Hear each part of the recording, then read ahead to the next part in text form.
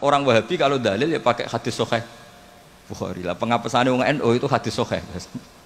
Jadi ya kasihan Imam Bukhari. Sebenarnya Imam Bukhari itu tidak milik mereka.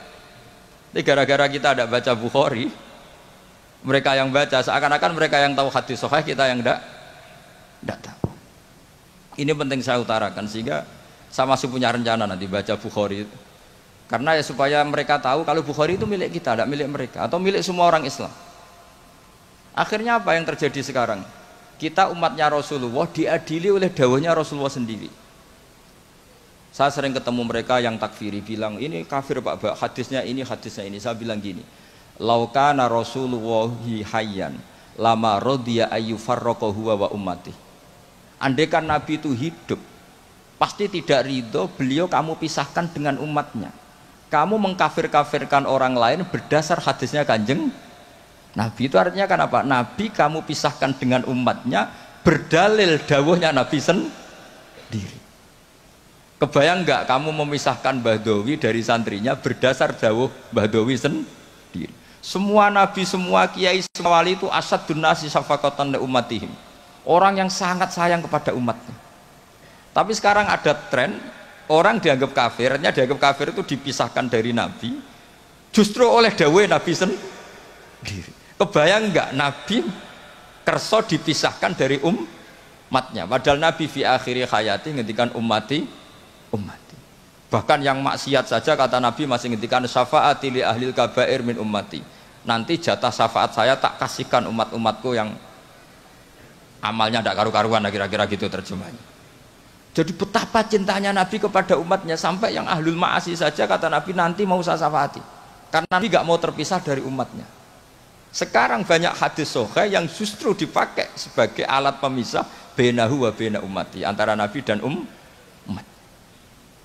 Maka santri Al-Wahdah ini harus kuat. Semua kita harus kuat. Semua kita harus kuat.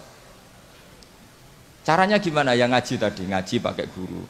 Sekarang alhamdulillah kan banyak gus-gus besar yang misalnya jenengan gak menangi Said Muhammad, ada Gus Naji, ada Gus Ro'ub, ada Gus Kamil, ada Ali Akhwas, gak menangi Habib Zain.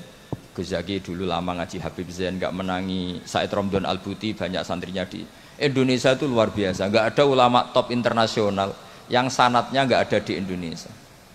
Misalnya nggak sempat ngaji Habib Umar, banyak orang yang ngaji Habib Umar. Keluarga besar Solo, keluarga besar pondok-pondok banyak ngaji Habib Umar. Jadi Indonesia itu gampang sekali ngakses sanat-sanat kelas dunia. Apalagi Musnidul Alam itu juga orang Indonesia, Syekh Muhammad bin Isa Al-Fadani. Jadi kalau orang Indonesia tidak pinter tuh kebangetan lah kira-kira seperti itu. Karena gampang sekali ngakses sanat-sanat itu. Tapi sanad ini pula yang mulai hilang dari pondok-pondok pesantren, jarang yang mau menekuni. Makanya saya ingin sekali bahwa sanad-sanad ini terus kita jaga. Karena setelah sanad ini terjaga, itu gampang sekali melogika kebenaran. Kayak saya berkali-kali bilang, masa orang kafir 70 tahun menjadi iman gara-gara la ilaha illallah, tapi kemudian kalimat yang sama menjadi kalimat kekafiran kalau kamu bacanya di kuburan. Jadi kalau orang NU tahlil itu kafir, jaluk kuburan. Itu kata Said Muhammad dulu kalau guyon masyhur itu. Mbok takoki sik, ndekne jaluk kuburan apa malah ndongakno kuburan. Padahal doanya kan malah Allahumma ighfir lahu wa'afi wa'fu anhu. Justru kuburan ini yang didoain, tapi mereka lihat dari jauh karena begini dikira kita minta kuburan, padahal hakikatnya kita mendoakan yang ada di kuburan. Ini secara teori penelitian sudah gagal. Wong neliti saja tidak mau, observasi saja nggak mau. Coba kalau mereka neliti, ternyata mendoakan yang ada di kuburan, bukan minta kuburan. Semua orang NU misalnya kalau ziarah doanya gimana? Allahumma ighfir li sayhina, Allahumma ighfir li ummina, Allahumma ighfir li abina. Itu minta kuburan apa mendoakan mayit yang ada di kuburan? Mendoakan. Tapi mereka menuduh kafir, katanya kita minta sama kuburan karena melihatnya dari jauh, karena begini dilihat dari jauh, oh minta kuburan kan gitu. Ini secara penelitian kan sudah kacau.